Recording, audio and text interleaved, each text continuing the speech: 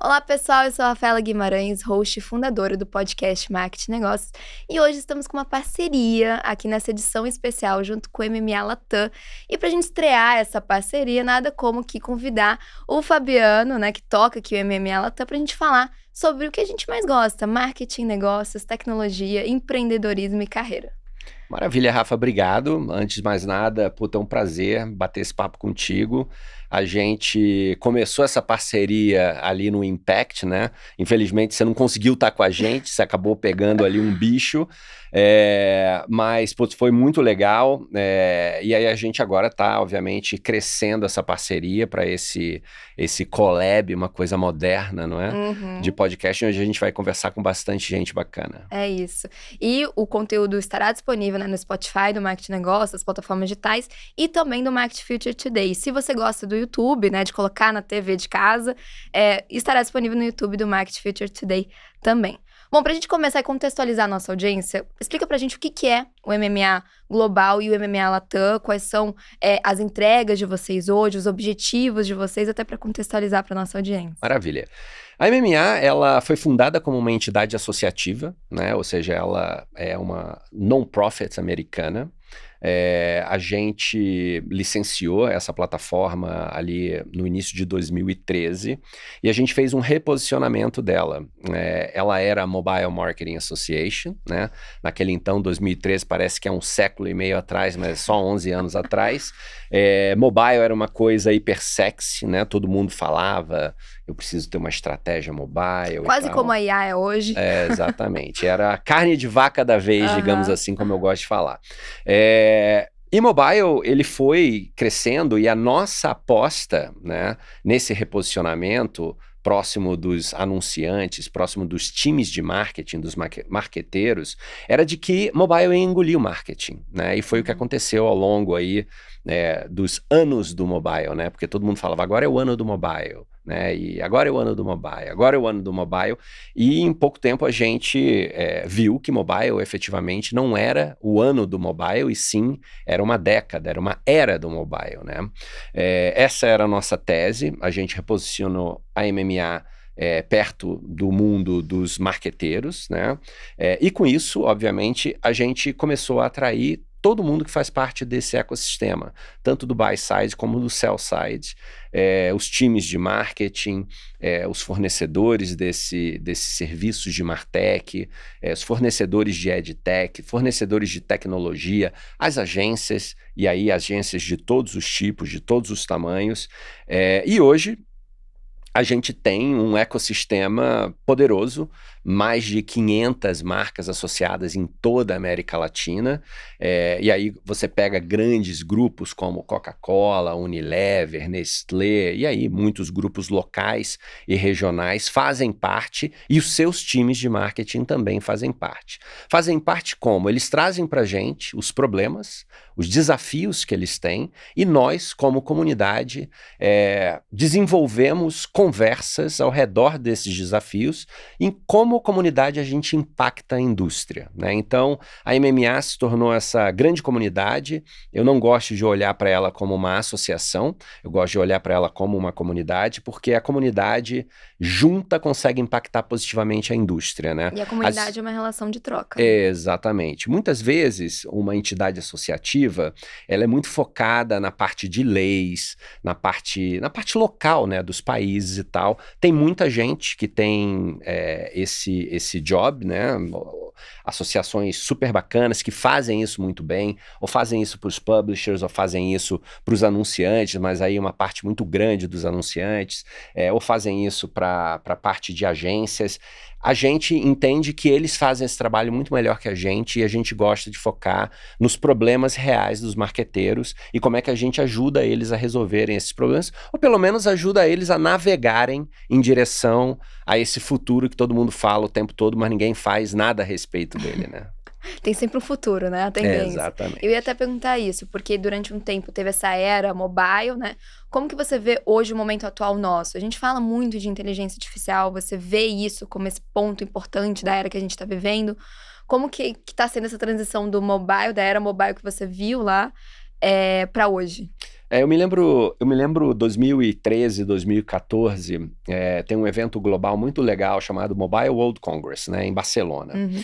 Esse evento era um evento onde toda empresa de tecnologia, empresa de telecomunicações, a empresa mobile da época, se reunia para discutir, para escutar, para se inspirar. Né? E eu não me lembro se foi 2013, 2014, o então CEO do Google, né, cunhou a expressão mobile first, né? E todo mundo ficou mobile first, o que é mobile first, né? E tal, vamos falar sobre mobile first. A impressão que eu tive um par de anos depois, a mesma pessoa, o Eric Schmidt, ele trouxe a expressão AI first, né? E hoje, muitos anos depois, né? Talvez aí 7, 8 anos depois de tudo que a gente passou na pandemia, que digitalizou bastante o dia a dia dos anunciantes, o nosso dia a dia, né, como consumidores, a gente silenciosamente não percebeu que a inteligência artificial, ela já estava nas nossas vidas, assim como o mobile também já estava nas nossas vidas ali em 2013. Eu me lembro a primeira vez que eu ouvi a palavra, né, a expressão mobile marketing foi em 2007. Né? Ou seja, de 2007 até 2013, ela silenciosamente foi tomando conta das nossas vidas. Né? Já estava na nossa rotina. Já estava na nossa rotina. A mesma coisa aconteceu com a inteligência artificial. Só que no caso da inteligência artificial, a gente teve um marco, que foi essa história toda da AI generativa. E isso aproximou muito dos consumidores o que a tal da inteligência artificial poderia fazer pela gente. E aí, obviamente, quando aproxima do consumidor, a gente adapta e faz o adoption desses negócios muito mais rápido do que as marcas, do que as empresas. Então, a gente já começou a falar isso, né, como executivos, como empreendedores, como empresários, mas as marcas, as empresas, elas estão ainda molhando o dedinho do pé. Elas não estão mergulhando nisso como elas deveriam mergulhar. Mas elas vão mergulhar mais rápido do que elas mergulharam lá atrás na história toda do mobile. Então, é uma era muito bacana da gente estar participando, porque em menos de 10 anos a gente viu coisas magníficas, né, sendo feitas pela tecnologia, né? Então, do nosso ponto de vista, a gente como gestor dessa comunidade que segue crescendo e tal, é maravilhoso. E eu acho que eu tive um momento da minha vida que eu trabalhei na Web3, né? Que eu fui observando também as novas tecnologias. E a gente foi observando um pouco como que o mercado lidava com essas novas tecnologias de blockchain, metaverso, que teve o boom também. E aí depois veio a questão da inteligência artificial. E eu acho que um ponto interessante que a gente foi observando foi empresas que olharam para isso de uma forma, acho que até mais madura, entenderam o que elas tinham que respeitar em seu momento e colocar no momento certo, né? E quais projetos seriam interessantes. E aquelas também que foram com fome e faz de qualquer jeito, só para dizer que está fazendo. Como que você vê a maturidade das empresas em relação a essas novas tecnologias e os erros que elas cometem nisso, né? Essa afobação, às vezes, por, como é que fala? Surfar a onda. Ou criar um projeto mais sustentável? O hype, ele é problemático sempre quando você vai com muita sede ao pote, né? Quando você é aquele early adopter, né? Porque eu vi casos aí de gente gastando uma infinidade de dinheiro montando uma loja dentro do metaverso que tinha 3 pessoas dentro, né? Porque ela não pegou aquilo dali, fez um teste, né? Mas talvez com a outra parte do dinheiro, ela não apostou numa coisa de construção de longo prazo. Eu acho que as pessoas, às vezes, se perdem, ou querem ganhar prêmio, ou querem falar que fizeram isso. Eu acho sempre que quando você tem uma estratégia bem traçada e um foco em investir paulatinamente, consistentemente, no longo prazo, não tem como ganhar dessa pessoa, né?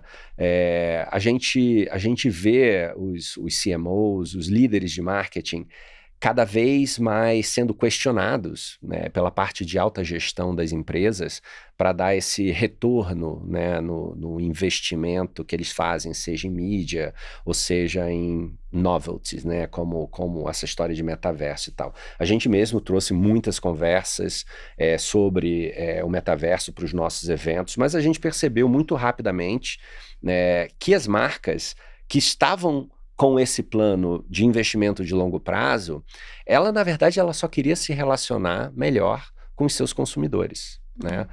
Então, ela estava testando o metaverso ou qualquer que seja a tecnologia. Vou te dar um exemplo nosso, né? A gente tokenizou os nossos prêmios, né? A gente contratou um artista, a gente fez um NFT desse artista, a gente tokenizou isso, a gente disponibilizou isso para todos os ganhadores dos Smarts nos últimos 2 anos, né?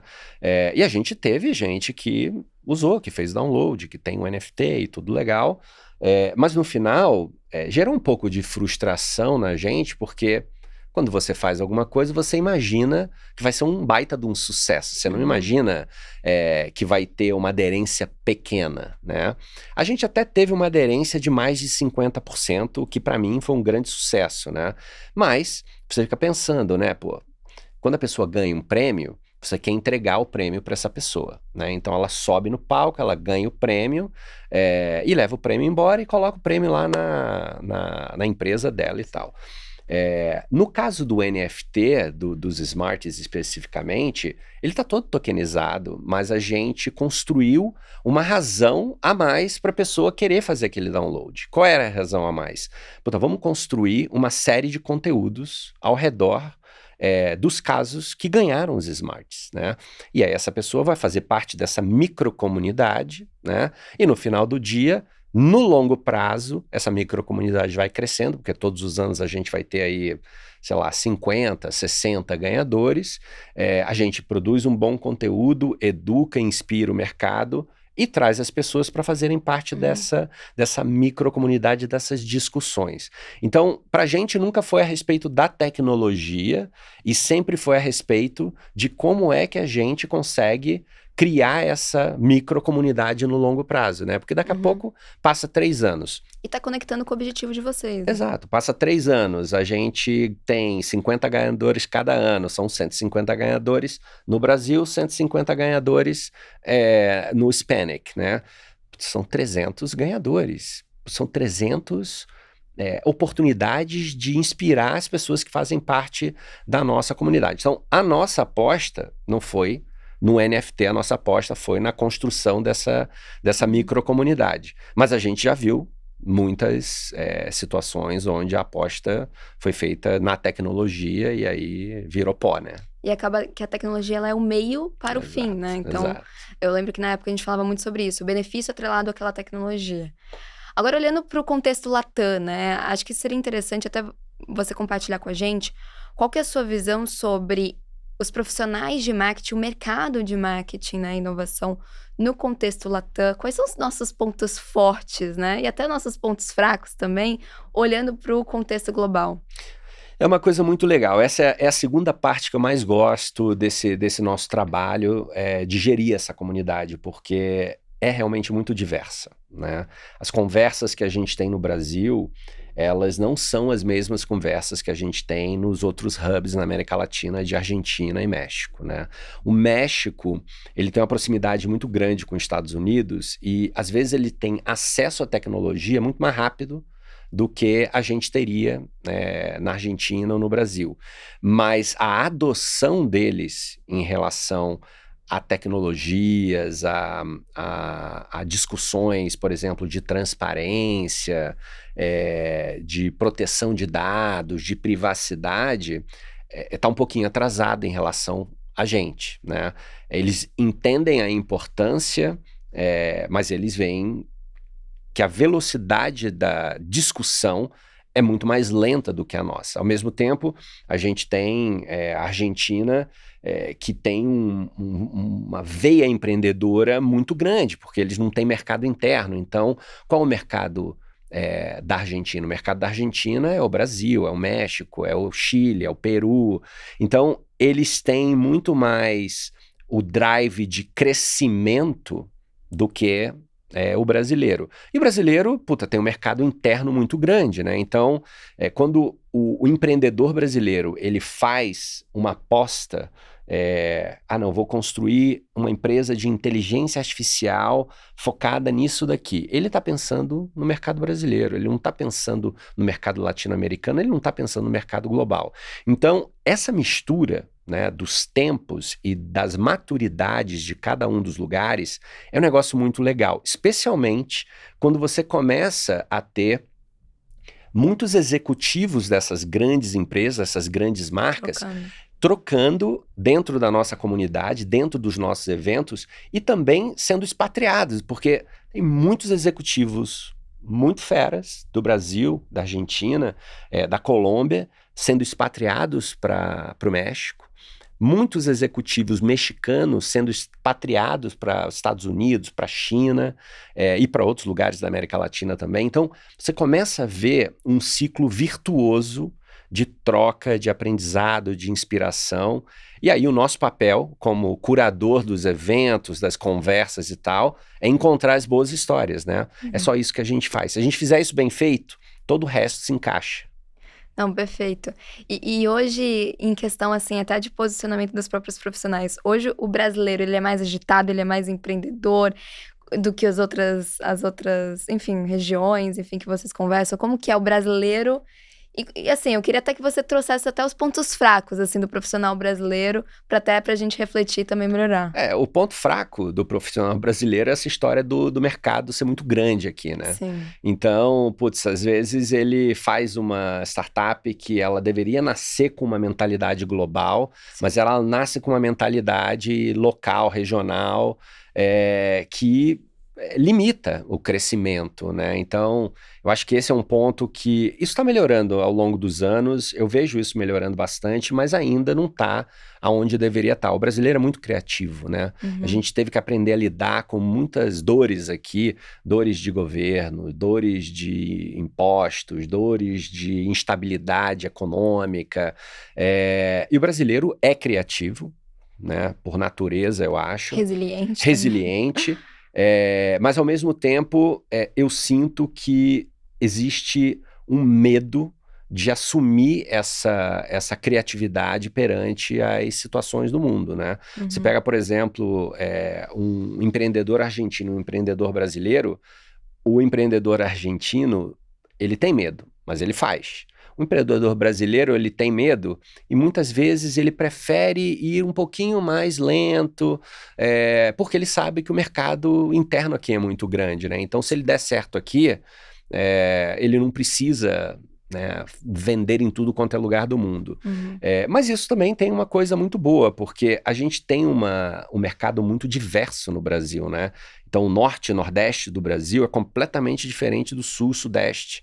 Então, isso cria um músculo no empreendedor brasileiro, no executivo brasileiro, que é muito bem visto em múltiplos lugares do mundo, né? Porque a gente consegue adaptar muito rápido. Então, esse poder de adaptação do brasileiro é uma coisa que dá orgulho. Porque você vê muitos brasileiros com posições globais que são tidos como criativos, como resilientes e como fáceis de adaptar a qualquer situação, né? Mas, enfim, eu acho que a gente tem ainda como ecossistema, tanto do lado do empreendedorismo quanto do lado do marketing, da publicidade, eu acho que a gente tem um ecossistema ainda no nível, eu acho que é um teenager, um pouquinho mais velho que um teenager, vai, 18, 19, 18, 19 anos de maturidade em comparação com outros lugares do mundo, sabe? Legal. E queria que você compartilhasse com a gente alguns cases que vocês têm com empresas que estão aqui no MMA. Acho que vocês têm diversas entregas, eventos e conteúdo, né, e momentos de troca. Queria que você trouxesse, assim, pra gente na prática alguns cases que vocês têm. Cara, eu acho muito legal o nosso prêmio, né? A nossa plataforma Smarties, porque ele não é só o prêmio, né? O prêmio é o momento onde a gente celebra, né? Mas ao longo da jornada, depois da celebração, a gente tem a oportunidade de trazer muitos desses cases para cá, e a gente vê que tem coisas tão simples que estão sendo feitas com tanto carinho e com tanta assertividade de negócios que você fala assim, mas por que não tem mais, né? Eu vou te dar um exemplo. Teve um case ganhador da Eletromídia com o Abrigo Amigo, né? O que é o Abrigo Amigo? Todo mundo sabe, as grandes cidades, as grandes metrópoles têm problemas de segurança em ponto de ônibus, né? Especialmente quando é tarde da noite, quando uma pessoa está sozinha e tal. Eles construíram uma plataforma de atendimento às pessoas que estão ali, que existe uma pessoa real conversando com a pessoa que está ali. Ou seja, é uma coisa boba, né? Mas aí você pensa, não, mas isso também está conectado com o departamento de polícia, isso também está conectado com a linha de ônibus. E isso pode ser um negócio altamente exportável para tudo quanto é lugar do mundo, porque todo lugar do mundo tem linha de ônibus, né? Tem metrô, tem transporte público. Então, é uma tecnologia que muito legal, que trouxe para a gente a resolução de um problema real, que não é nem de uma marca, né, da pessoa, e que a gente celebrou ano passado e que, enfim, vai ser muito celebrada ainda, porque de acordo com o CEO deles, eles falaram que só vão parar quando chegarem a, sei lá, 2.000 pontos desses, e não é um negócio barato de implementar, não é fácil de implementar. Tem muitas moving parts, né? Tem a cidade, tem a linha, tem as pessoas, tem o departamento A, departamento B, então, e tem o investimento, né? Então, esse caso foi um caso muito, muito, muito legal. Um outro caso muito legal também foi o caso de áudio da Coca-Cola, dos Magic Audios, que eles usaram o WhatsApp, né? A parte conversacional que a gente, como consumidor, usa o tempo inteiro, né? A gente fala com a gente. O Brasil é o país que mais manda áudio, segundo o Mark Zuckerberg, né? Então... Exatamente. Então, no final do dia, uma marca como a Coca-Cola, uma marca global que sempre pensa global e age localmente, usou a plataforma conversacional do WhatsApp para criar ali uma campanha super, super linda. Eu estou tentando lembrar aqui são tantas. A gente teve o uso de inteligência artificial pelo Boticário para ajudar as pessoas a se maquiarem no carnaval, que eu achei super legal, porque é uma coisa que gera uma interação com a marca, permite com que você possa fazer outras versões disso no futuro, e ao mesmo tempo está usando uma tecnologia para resolver um problema real, né? Porque você está no carnaval, você está suando, você começa a derreter ali, né? Fico imaginando. Então, esse case de Boticário também foi muito legal. Enfim, a gente tem muito orgulho de estar trazendo esses cases e fazendo os deep dives que a gente faz sobre esses cases. E eu falei desses 3 aqui, mas tem muitos outros cases bacanas. Não, perfeito. E bom, para nossa audiência que já é profissional de marketing, quer crescer como profissional de marketing também, quais são os seus conselhos, né, que você dá observando assim o mercado, observando os erros e acertos de muitos profissionais? Me diz aí 3 conselhos para nossa audiência que já é profissional, quer crescer nessa área também. Eu acho que o primeiro conselho que eu sempre dou mesmo com medo, tem que fazer, né? O medo, ele gera uma barreira muitas vezes, né? Putz, será que eu vou fazer, vou ser mandado embora? Ah, não, será que eu vou fazer, vai dar errado, eu joguei dinheiro fora. Você pode ter N medos, né? Mas se você conseguir, de uma certa forma, domar esse teu medo como profissional, e você experimentar, e você fazer com que a tua campanha, ou o teu produto, ou o que você está fazendo, consiga atingir um objetivo claro, ou objetivos claros, mesmo que ele dê errado, ou a campanha dê errado, você ganhou, né? Porque existe um nível de aprendizado no erro, né, no que dá errado, muito maior do que no que dá certo. Então, eu acho que a pessoa, mesmo com medo, tem que fazer. né? Porque é daí que saem as grandes campanhas, as grandes oportunidades. De você pivotar uma ideia que você achou que era ali, mas foi para aqui, e aí você levou para um outro lugar.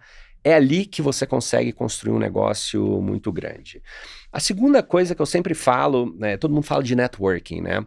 Acho que quanto mais fontes um profissional consegue beber, né, quanto mais conteúdo você consegue acessar, quanto mais você consegue participar desses conteúdos, melhor para você e melhor para as pessoas que estão ao teu redor. Então, um pouco do nosso papel fundamental como gestores dessa comunidade é criar um ambiente propício para as pessoas que são parte da nossa comunidade, parte da indústria, virem fazer parte e beber dessas fontes que a gente tem. Então, eu acho que o networking por si só, ele é importante, mas ele tem que ser medido. A gente tem que saber exatamente o que a gente está tirando daquele evento que a gente participou. Não, eu vou nesse evento aqui só para escutar. Não, eu vou nesse evento aqui para escutar e para trocar com alguém. Então, é muito importante você saber o que você quer antes de você se deparar com aquilo. E eu acho que a terceira coisa que eu sempre falo não tenha medo, tenha humildade de você sempre estar naquele momento aprendizado, né? Eu vejo muita gente mais jovem e mais velha fechada por aprendizado, sabe? Não preciso, eu já sei, já não quero mais. E eu acho que isso é um grande erro, porque a nossa geração, né, eu digo aí, talvez a minha geração, uma geração que vai chegar aos 100 anos tranquilo. A geração, talvez, de vocês, estão uma geração atrás, vocês provavelmente vão passar, então tem muito tempo ainda. Uma pessoa de 40 anos, 50 anos, é muito jovem ainda. Tem muito para aprender, tem muito para compartilhar. E muitas vezes eu sinto que o nosso mercado, ele fica meio que parado no tempo, sabe? Parece que tem umas pessoas Falta humildade.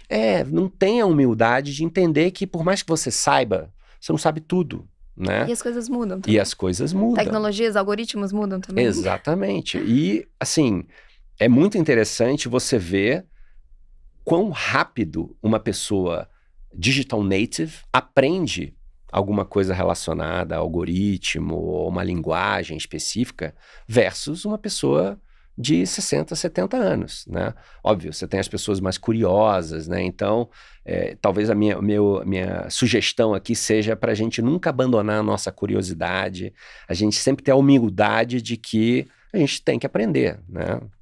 Perfeito. Pra gente finalizar, eu vou até fazer uma pergunta até mais pessoal, que pode também misturar com o profissional. Qual foi o melhor conselho que você já recebeu e o pior conselho que você já recebeu? Putz, eu já recebi bons conselhos.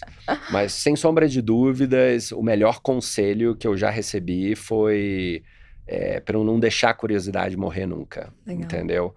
Porque a curiosidade, você pode ter a curiosidade, ela pode ficar dormente dentro de você, né? Mas quando você exercita a sua curiosidade, e esse foi o conselho, né? Exercite a sua curiosidade, você começa a atrair coisas para você, né? Coisas boas e coisas ruins, né?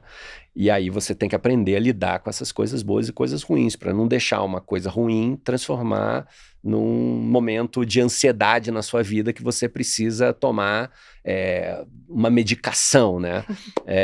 Nada contra, porque eu já passei também por um momento da minha vida que eu tive que controlar a minha ansiedade. Todo mundo passa, né? Alguns precisam de ajuda, outros não precisam de ajuda, né? Outros acham um outro tipo de ajuda, mas é muito importante no final do dia você controlar essa tua curiosidade, mas ter ela viva ali, né? E assim, o pior conselho foi essa história de zona de conforto, né? Porque você viver fora da tua zona de conforto, né, é uma coisa muito complexa, né? E se você vive fora da tua zona de conforto, você não sabe lidar com isso, você gera esse problema de ansiedade que gera um monte de outras coisas ruins na tua vida, né? Então, a primeira vez que eu vi alguém falando sobre essa história de zona de conforto putz, era final da década de 90, putz, é a primeira bolha da internet, né? A pessoa falou assim, não, você tem que viver fora da sua zona de conforto, porque eu fiz essa empresa aqui com 38 cartões de crédito. Eu fico pensando assim, cara, mas era um outro tempo, né? Como é que você vai fazer uma empresa com 38 cartões de crédito? Cara, louco, né? E as grandes histórias de empreendedorismo, de grandes empreendedores que estão aí vivos, né, de Mercado Livre, de OLX, que construíram esses negócios, começaram lá atrás e começaram fora da zona de conforto. Agora, obviamente, esses caras devem ter a forma de lidar com essa história de estar fora da zona de conforto, né? Então, tem que ter muito cuidado com essa história da zona de conforto, porque a zona de conforto minha é diferente da sua, Exato. que é diferente das pessoas que estão ouvindo a gente aqui. Então, muito cuidado com essa história. E, obviamente, sempre curioso, sempre com vontade de aprender. Eu acho que se você manter essas duas coisas vivas, né, dentro de você e sempre com foco no longo prazo, eu acho que não tem muito erro. É impossível você ganhar de alguém que não desiste, tem foco no longo prazo e sabe lidar com esses problemas. Não, que legal. Concordo muito com a questão da zona de conforto. Acho que eu também responderia um pouco isso, porque até aquele meme, poxa, mas eu batalhei tanto para estar na minha zona de conforto hoje. E eu acho que é muito de um equilíbrio. Às vezes a gente vai estar fora da nossa zona de conforto, às vezes a gente tem que voltar para nossa zona de conforto, ter o nosso porto seguro, né, pra gente conseguir dar uma respirada, Exato. Né? Eu diria que o pior conselho é não desistir, porque talvez a gente precise desistir às vezes, a gente precisa voltar, recarregar as energias, depois voltar. Então, acho que esse equilíbrio é muito importante para nossa saúde mental e para nossa melhor produtividade e melhor entrega também nas nossas atividades. E não tem nenhum problema você, no meio da tua caminhada, você parar, dar 2 passos para trás, dar uma respirada, para depois dar 5 passos para frente. Não tem problema nenhum. Se a gente pensar, né, que a gente vai viver mais de 100 anos, tem cara, tempo. O que são 5 anos, entendeu? Sim. Não é nada, entendeu? Então, eu acho que tem que ir com calma. É isso. Fabiano, muito obrigada pelo Obrigado nosso a você, papo. Rafa. Pessoal que está nos ouvindo, teremos mais convidados aqui, convidados super especiais, líderes, profissionais de marketing, CMOs, falando aqui vários cases. Então, fiquem aí de olho nos próximos episódios aqui em parceria com o MMA, tanto no Market Future Today quanto no Marketing Negócios. E até a próxima. Obrigado, Rafa.